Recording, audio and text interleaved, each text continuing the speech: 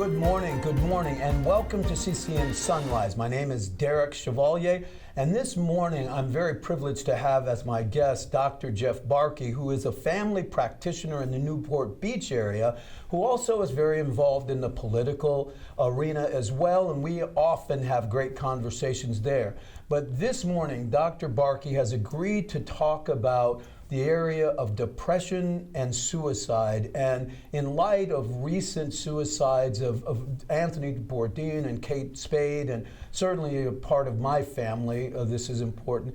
We're going to learn a little bit about Dr. Barke's insights in this incredibly difficult and moving area. So welcome to the show. Great, thank you, Derrick. Thanks for having me. Privilege. So give us your insight. What's going on with the depression and the suicides, both of Anthony Bourdain, Kate Spade, but it's a much larger than that, isn't it? You know, it really is, and statistically speaking, we're seeing a rise in suicides, unfortunately, and it's a horrible thing. Yeah. I mean, most of us can't imagine the level of pain that somebody must be experiencing to take their own life. We just can't relate to that, but yet it's happening over and over again, and often with very famous people that we would look at and think, oh my gosh, this person is like crazy successful, very wealthy. What the heck? How could this possibly happen? Right. You know, and I'm reminded, somebody told me a story and gave me some statistics recently. Wherever you live, whatever neighborhood, it's rare these days that you know your neighbor. Right. Who lives next door? When's the last time you broke bread with your across the street neighbor or somebody down the street? And I think in today's society, because of the stresses, political climate, or whatever, we're finding ourselves more and more isolated.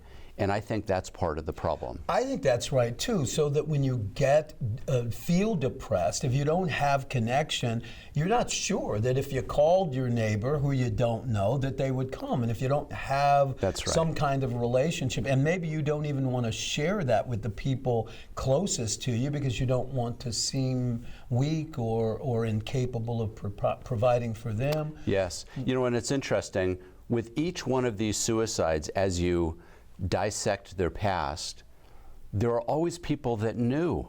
They knew how much this person was suffering from depression, from pain that was hidden from the otherwise outside world.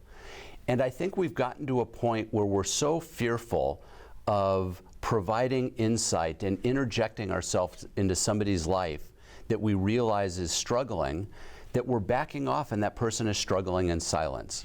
Yeah, that's true, but I'll tell you, as somebody who has and deals with depression in my own family, I think that it's also difficult because you feel so helpless. You don't know what to do, and sometimes you don't know that what you're doing is gonna help, and you don't know where to go sometimes. So what are some of the resources that you point people to when you're talking with them? Well, most important, they need professional help. They need medical help. Most depression is treated by family practice doctors in the country. And then, of course, there are psychiatrists that can help as well. But the vast majority of people that suffer from depression and ultimately commit suicide are outside the system. They don't have a doctor that's working with them. They haven't been referred to a psychiatrist. So the first stop, if you will, if you're a family member, a friend, and you know somebody's suffering from depression, is connect them with a medical professional so they can get the help. Depression is a disease, just like asthma or diabetes or hypertension. It's not any different, and we need to treat it aggressively and early and with compassion. I'm so happy you said that, because it occurs to me sometimes that if somebody walked up and said to you, I have cancer, and I'm a cancer survivor. So if I say, yeah, I'm a cancer survivor, you'll see somebody go, oh, that's That's glad right. you're so. But if you walked up to somebody and you said, I have AIDS, you see that? They'll walk away from you. So there are certain diseases that we're compassionate about and others that we're afraid to admit. We feel ashamed because somebody in our family suffering from it. That's right. So I think, Dr. Barke, your first insight is a great one. That is, have the courage to speak about it, to share in particular with your family practitioner. Absolutely. I mean, I can tell you, even as a doctor, there's this hesitancy when you know somebody is suffering from depression to get involved at a very high level. We at Personal Care Physicians, my practice, have made a commitment now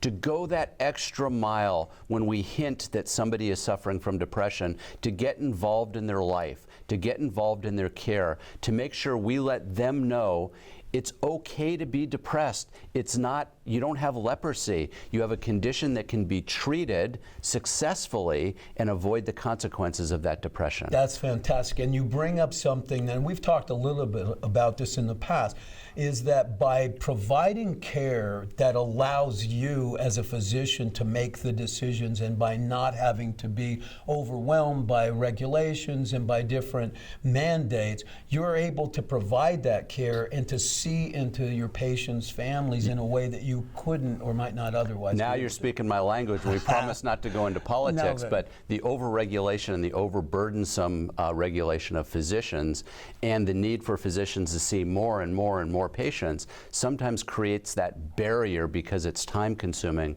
to get involved with somebody that's depressed and to help them in an effective way, because you can't do that quickly in a 10-minute appointment. Yeah, you know what, I know it maybe hints on the political arena, but really what you just said, I'm with you 1,000%. And I do think that we have to be more open and more willing to give and take so that physicians can provide the care. Yes. It's only going to come because you have relationship. Absolutely. Now, see how fun this can be when we agree? Exactly. Well, we do agree about lots of things. Thank you so much for sharing. It's great, and I hope we get a chance to talk again soon. My pleasure. Thanks for having me. Thank you so much. This is an incredible and difficult subject, suicide. And if you know somebody who's depressed or who you feel is on the edge of suicide, go to your family physician. As Dr. Barke said, have the courage to just share. It's a disease and we all are imperfect. So let's work to eliminate this and make people feel like it's worth it to live another day. Thanks. We'll see you soon.